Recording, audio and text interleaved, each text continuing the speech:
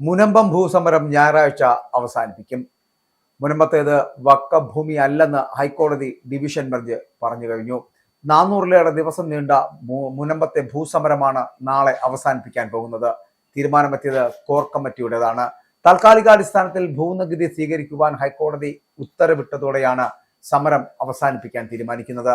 എന്നാൽ തങ്ങൾക്ക് മുനമ്പത്തെ ഭൂമിയിൽ റവന്യൂ അവകാശങ്ങൾ അനുവദിച്ചു കിട്ടണമെന്ന അവസാനത്തെ കടമ്പ കൂടി കടക്കേണ്ടതുണ്ട് എന്ന് സമരസമിതി പറയുന്നുണ്ട്.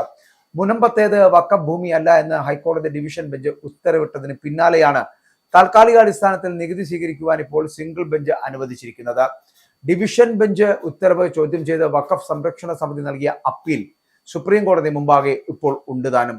അതിനാൽ ഈ ഹർജികളിലെ അന്തിമ വിധിയുടെ തീർപ്പിന് വിധേയമായിരിക്കും ഉത്തരവ് എന്ന് വ്യക്തമാക്കിയാണ് സിംഗിൾ ബെഞ്ച് ഇന്നലെ നിർദ്ദേശം നൽകിയത്. തുടർന്ന് കഴിഞ്ഞ ദിവസം തന്നെ 32 കുടുംബങ്ങൾ നികുതി അടയ്ക്കുകയും ചെയ്തു. അപ്പോൾ ഈ സാഹചര്യത്തിലാണ് മുനമ്പത്തെ സ്ത്രീകൾ നേതൃത്വം നൽകുന്ന സമരം അവസാനിപ്പിക്കുക എന്ന തീരുമാനത്തിൽ സമരസമിതി എത്തിച്ചേർന്നത്.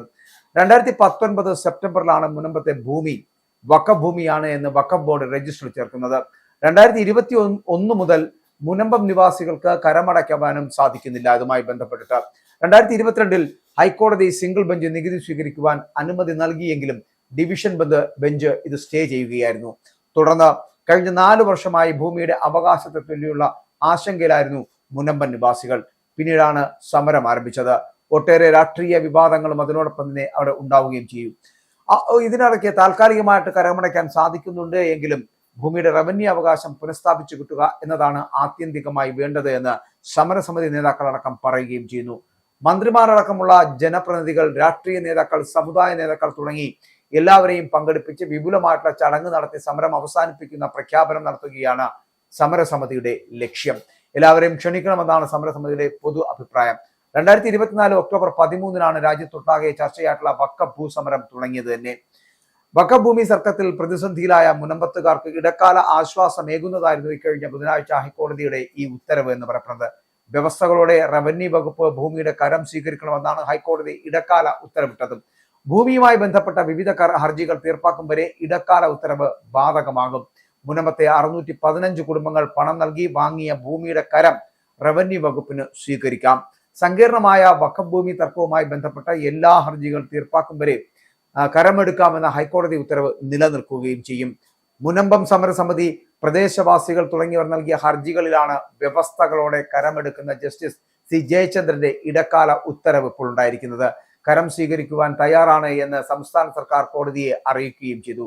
സർക്കാർ കരം സ്വീകരിക്കുന്നതിനെ വഖഫ് സംരക്ഷണ വേദി കോടതിയിൽ എതിർപ്പറിയിച്ചിരുന്നു. എന്തായാലും ഹൈക്കോടതിയുടെ ഇടപെടലുകൾ കൃത്യമായുള്ളത് കൊണ്ട് തന്നെ മുനമ്പത്തുകാർക്ക് ഇനി ആശ്വാസത്തോടു കൂടി മുന്നോട്ട് പോകാം.